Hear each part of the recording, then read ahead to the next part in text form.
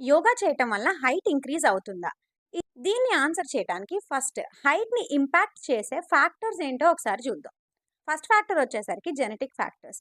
అంటే ఏంటి అంటే, మన ఫ్యామిలీలో మన పేరెంట్స్ గాని, లేదా మన క్లోజ్ రిలేటివ్స్ గాని ఉన్న హైట్ అనేది పిల్లల హైట్‌ని చాలా స్ట్రాంగ్‌గా ఇన్‌ఫ్లూయెన్స్ చేసేదై ఉంటుంది. సెకండ్ ఫ్యాక్టర్ వచ్చేసరికి వాళ్ళ ఏజ్.